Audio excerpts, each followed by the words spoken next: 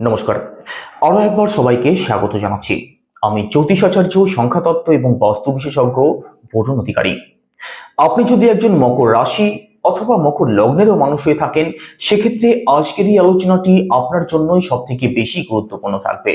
কারণ আজকের এই আলোচনার মধ্যে দিয়ে আমরা জানবো এই বছরের একদম অন্তিম মাস, অর্থাৎ ডিসেম্বর 2024 মকর রাশির মানুষদের জন্য কেমন থাকতে চলেছে সেই সম্বন্ধে।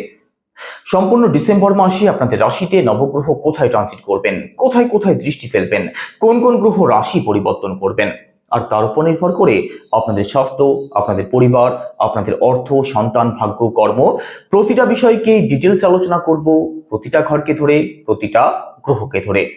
তো সম্পূর্ণ ভিডিওটি অবশ্যই দেখবেন। আলোচনা যদি ভালো লাগে লাইক, কমেন্ট এবং শেয়ার করতে পারেন।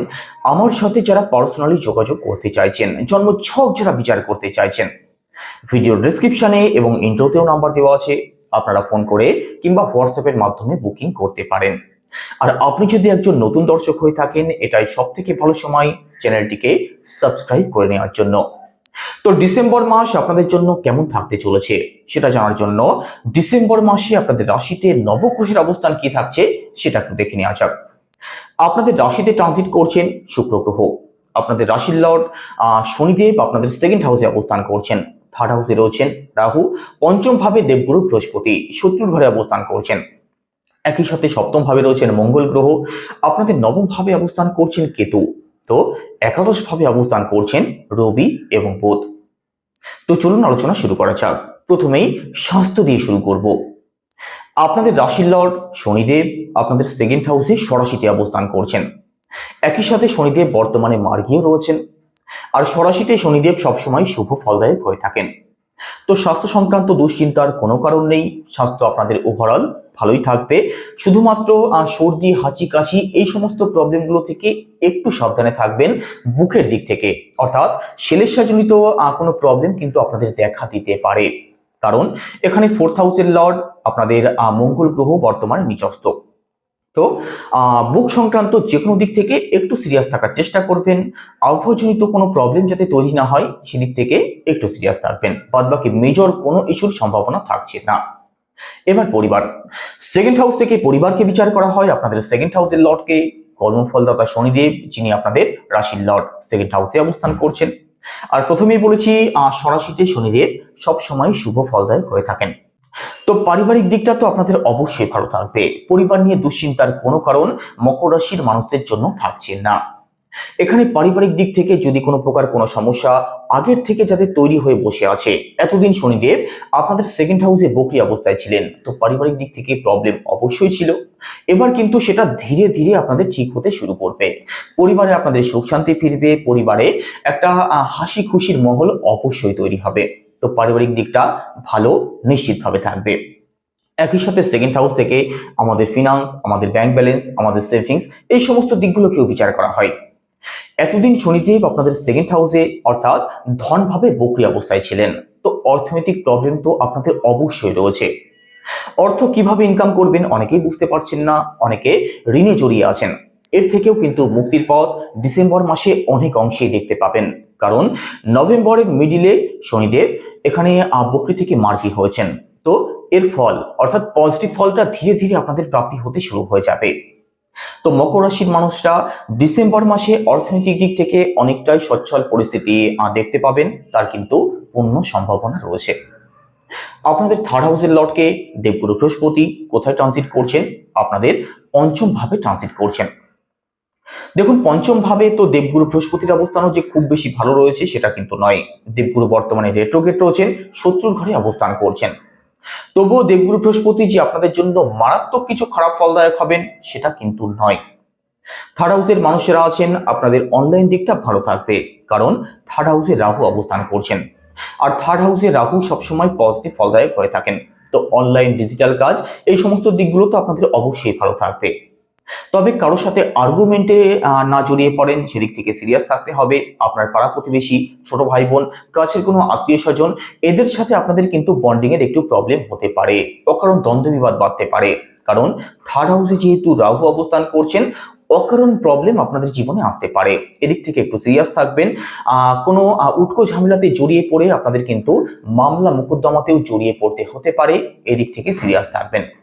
তবে আপনাদের মধ্যে সাহস থাকবে, আপনাদের মধ্যে আত্মবিশ্বাস থাকবে, তবে একটু লেজিনেসও কিন্তু আপনাদের মধ্যে লক্ষ্য করা যাবে। এবার প্রপার্টি, ফোর্থ হাউস থেকে প্রপার্টিকে বিচার করা হয়।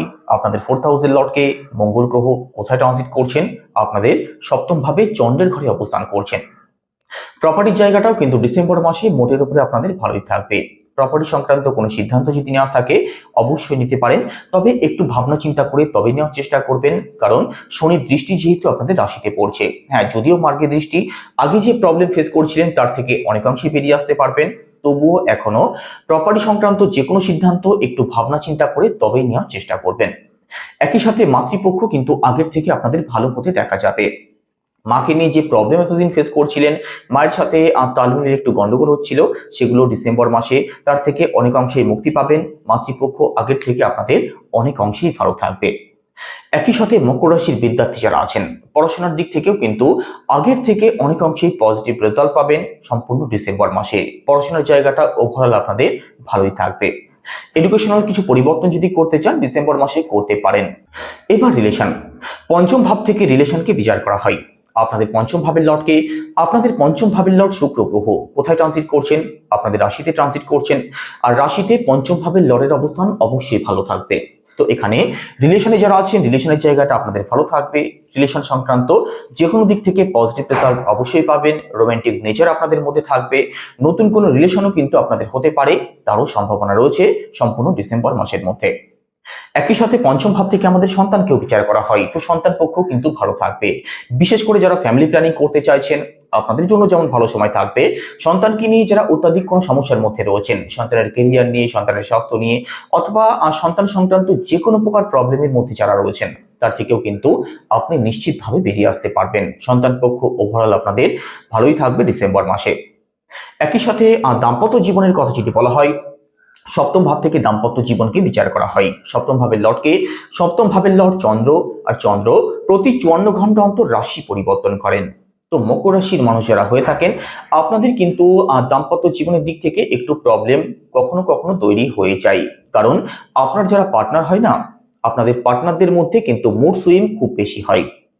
কখন কি ভাবনা চিন্তা করে আপনি সেটা বুঝতেই পারেন না, এই মুড ভালো, এই মুড খারাপ। একই সাথে যদি ডিসেম্বরের মাসের কথা বলা হয়, সেক্ষেত্রে ডিসেম্বর মাসে মঙ্গল অবস্থান করছেন চন্দ্রের সাথে। আর মঙ্গলের বৈশিষ্ট্য কি? রাগ, জেদ, হঠকারিতা, অ্যাডজাস্টমেন্টের প্রবলেম। তো দাম্পত্য জীবনের দিক থেকে একটু সিরিয়াস আপনাদেরকে থাকতেই হবে সম্পূর্ণ ডিসেম্বর মাসে। আপনার যিনি পার্টনার, তিনি মেল হোক বা ফিমেল হোক, তার মধ্যে কিন্তু রাগ, জেদ অবশ্যই থাকবে। মানিয়ে নেওয়ার ক্ষমতা কিন্তু অনেক অংশেই আপনি কম লক্ষ্য করতে পারবেন। তো দাম্পত্য জীবনের থেকে একটু সিরিয়াস আপনাদেরকে থাকতেই হবে। তবে উদ্যম কিন্তু আপনার পার্টনারের মধ্যে আপনি লক্ষ্য করবেন। কোনো কাজে এগিয়ে যাওয়া, কোনো কাজে ঝাঁপিয়ে পড়া, সাহস, আত্মবিশ্বাস, এই সমস্ত দিকগুলো তো ভালো থাকবে। তবে তার সাথে রাগ, জেদও কিন্তু থাকবে। এদিক থেকে একটু সিরিয়াস থাকবেন, না হয় কিন্তু দাম্পত্য জীবনে আপনাদের প্রবলেম তৈরি হবে। এবার ভাগ্য, নবম ভাব থেকে ভাগ্যকে বিচার করা হয়। আপনাদের নবম ভাবের লর্ডকে, আপনাদের নবম ভাবের লর্ড বুধ গ্রহ কোথায় ট্রানজিট করছেন? আপনাদের একাদশ ভাবে বর্তমানে নিচস্থ রয়েছেন। একই সাথে আপনাদের নবম ভাবে কেতু অবস্থান করছেন। রাহুর সপ্তম দৃষ্টিও পড়ছে আপনাদের নবম ভাবে। তো দেখুন, এখানে ভাগ্যস্থান তো মোটের উপরে আপনাদের ভালো থাকবে, তবে কিন্তু বাধা বিপত্তিও আসবে। ভাগ্যের যে ফুল সাপোর্ট পাবেন সেটা কখনোই নয়, কারণ বর্তমানে বুধ গ্রহ নিচস্থ রয়েছেন। ভাগ্যের ফল পেতে আপনাদের একটু বেশি সময় লাগবে। হঠকারী কোনো সিদ্ধান্তের শিকার যদি হয়ে যান, সেক্ষেত্রে কিন্তু প্রবলেমে পড়বেন। একই সাথে আপনাদের মধ্যে কখনো কখনো একটু চাপা স্বভাব লক্ষ্য করা যাবে। তো এখানে ভাগ্যের ফল পেতে একটু সময় আপনাদের বেশি লাগতে পারে, তো একটু ধৈর্য আপনাদের ধরতে হবে সম্পূর্ণ ডিসেম্বর মাসে। তো কোনো কাজের শুভারম্ভ যদি করতে চান, কোনো ব্যবসা যদি শুরু করতে চান, প্ল্যানিং সাকসেস হতে আপনাদের একটু সময় বেশি লাগবে। ধৈর্য ধরে অপেক্ষা করবেন, তবে ভাগ্যের সহায়তা থেকে যে সম্পূর্ণভাবে বঞ্চিত হয়ে যাবেন সেটা কিন্তু কখনোই নয়। পিতৃপক্ষের দিক থেকে একটু প্রবলেম আসবে, কারণ নবম ভাবে রাহু দৃষ্টি পড়ছে। এখানে রাহু পিতৃদোষ তৈরি করে। তো বাবার সাথে তালমিলের একটু গন্ডগোল হতে পারে, এদিক থেকে সিরিয়াস থাকবেন। উচ্চশিক্ষার্থী যারা আছেন, আপনাদের পড়াশোনা তো মোটের উপরে ভালো চলবে, তবে কখনো কখনো কিন্তু আপনাদের মন একটু ডাইভার্ট হবে।